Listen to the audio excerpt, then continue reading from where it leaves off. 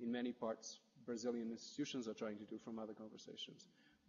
But we need to learn to do it better. Thank you very much, Luis. Thank you. So we have about not a lot of time, but I've opened the floor for questions. Patricia is raising her hand here. Anybody else? Left two or three? Okay, Bill over there, and the other. Okay, Patricia, please. Do we have the microphone here? Microfone? Microfone, parece estrangeiro falando, né? A microfone, por favor. Up here, na frente, por favor. So just collect some questions and then we make a round of answers. Please say your name and affiliation. Okay, I'm Patricia. I'd just like to clarify one concept, which is self-organization. Does it have a positive connotation or not? Could the system self-organize in a way that is not desirable? So that's the first one. And the second, in this feedback loop of knowledge, should we go for a policy evaluation and randomized controlled trials and evidence-based policy, but then maybe what works in one context doesn't work in the other because things are complex? Right. And the third question would be about models as platforms for sharing knowledge and acquired knowledge.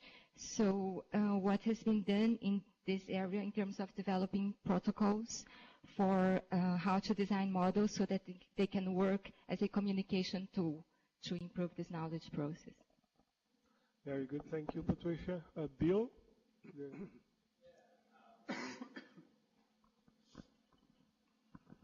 So I really liked your talk, Luis. I thought it was great. Bill Rand, University of Maryland. But we know you. I was very intrigued by your last few slides about simple versus complex things that we can model within cities, right? And I was just wondering how sharp you think that dichotomy is, right? I mean, so the example you gave of buses, right, I think is a great example, because buses would have been very difficult to regulate in the same way 20 years ago, right? And 40 years ago, 50 years ago, it's even harder because of the fact you need the information of who's getting on the buses where and what they're doing, and all that stuff's only really enabled by a high-speed communications technology. And what's interesting is that you say for complex problems, right, really that requires information and coordination or to solve, right, a lot of these systems. And so I guess kind of the base question I have is, do all complex problems eventually become simple problems as we get more information, or are there some that are inherently complex, if that makes sense? Thank you. Very good, Bill. Excellent. Thank you. And then there's a gentleman here by Vitor. Good afternoon. My name is Rodrigo. I work for the Federal Senate. I'd like to continue a little bit on that question. It strikes me as surprising that you put crime, for example, as a simple problem. Because even if you fill the city with cameras, 1984 style, a crime can happen in like 30 seconds and the police will be there in 5 minutes. So one of the criteria was that you should react much faster than the problem occurs. I can see that happening in transportation and garbage collection, etc. That's good. But what am I missing here that makes crime a simple? Excellent. That was the provocative example. So thank you for picking it up. Okay, thank you very much for the questions. Just before I pass on to Luis, I'd like to announce that Carlos Henrique, our authority on local mobility, has just entered the room. Welcome, Carlos. Luis, please. So let's see if I can touch on everything. Patricia's questions. So I'm spacing out on a couple of your questions. I didn't have a place to write it, but so one was on methods as ways of communicating models as ways of communicating ideas. I think it depends what kind. I think at some level. All these things are models. I think mathematical models are very good when we're talking at a high level between well-trained people that they understand, they're very compact ways of showing how something works. And so maybe here at Ipea, that's the way we should be talking. But I think even if you go to a municipality, that probably won't work already, right? So you have to explain how something works and what that means. So I think that part of the challenge in what I was saying with coordinating information across levels is easier said than done. And it's particularly difficult across different levels. So if you have, again, a small audience that's well trained in a certain language, perhaps mathematics, that's very compact, very exact, then we can talk that language. But it's very hard to then translate into other languages with the same precision. So it's really find ways in which the part of that process can be, so it's easier when you're looking at the process like urban planning, where people have pieces of that information in different ways. But then what goes in the middle, what is the coordination has to be done from each point of view, but with the information from the other side. So probably in policy, in applied policy, you probably have to go to sort of a policy practices, delivery models, et cetera. Whereas here at Ipea, in your secret room, you can talk mathematics and decide how to do it. But you have to understand what they're doing and why it's working or failing, and they need to understand why your ideas and concepts would work in their situation. So this is why it's hard, is that the idea of translating is very difficult. Self-organization, right? Self-organization, in complex systems we like it, right? Because it's a way in which you get this idea. And they need to understand why your ideas and concepts would work. Bill was talking this morning about emergence. New things come from seemingly simple things interacting. But I think, probably, a city is largely a self-organizing system, traffic, et cetera. But I think markets are probably, economic markets are a good example of systems that are mostly self-organized. There are some rules to markets, some times and places more rules than others.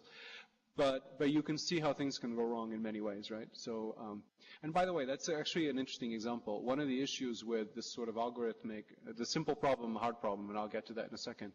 But the fact that the data, for example, for financial markets is all now electronic and super fast means that, I don't know in Brazilian markets, but in American markets, maybe 85, 90% of trades are done by algorithms.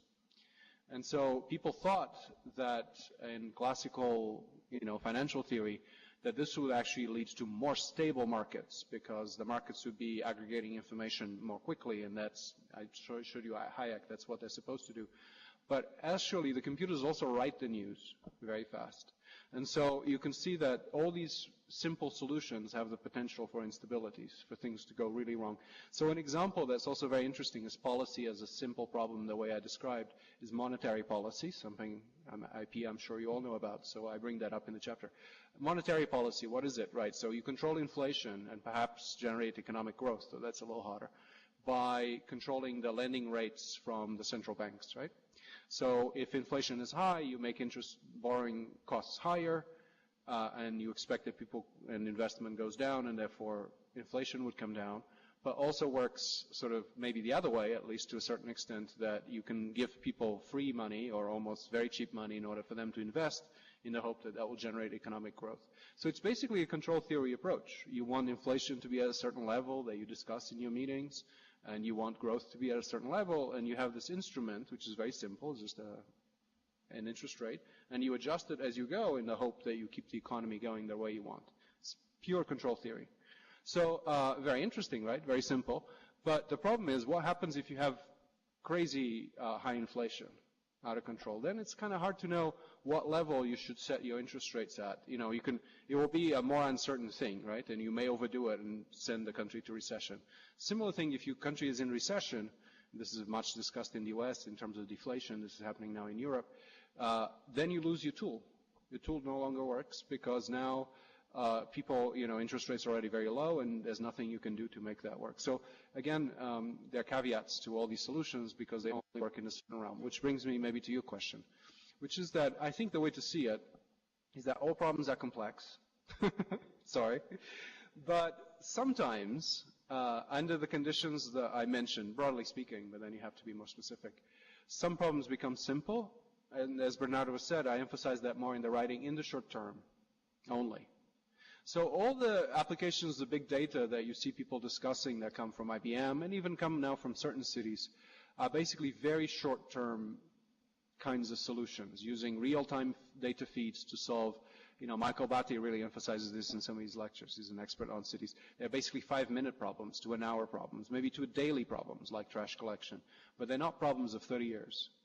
Okay, so they're really just this sort of very fast adaptability using data and information of the taxi system, of the bus system, et cetera. But your point is very well taken that with the bus system, and I do develop that in the chapter a little bit, the idea is that bus systems used to be very hard to run because they're stuck in traffic, people use them in all kinds of ways, the driver does whatever.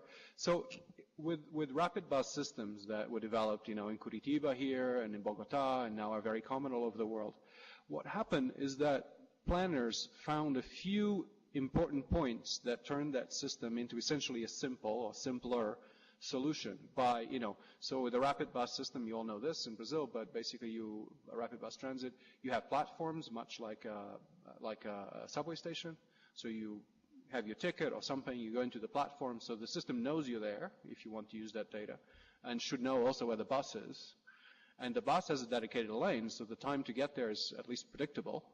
So you have now all the instruments that you didn't have before when the problem was complicated, but now you do have all the instruments to run the system much better, sort of as a simple problem.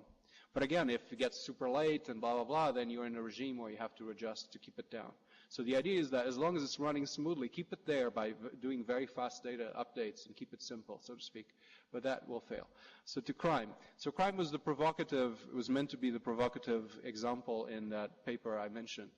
And crime, obviously, in general, is a very complex problem. Certainly, we're in Brazil, and we kind of know that, right? It's been, if you ask people who historically have studied crime, which in the United States they tend to be, of course, criminologists, but often coming through sociology and so forth, they'll tell you, obviously, that this is a problem of life cycle, of poverty, of culture sometimes, of a bunch of endemic, very complicated, complex other problems. So if you want to solve crime, you have to deal with all that. Okay, so that's a very complex problem. That's why it should be. But what is happening in the US with all this big data, and this is why it's provocative and probably is wrong, and it also emphasizes the limitations of these strategies, is that what happens now is that police make reports electronically. So you know more or less in real time and where, because for crime there's less privacy, where crimes were committed. So there's sort of a crime map. Usually you've seen these, right? I'm sure. Sort of a hotspot map.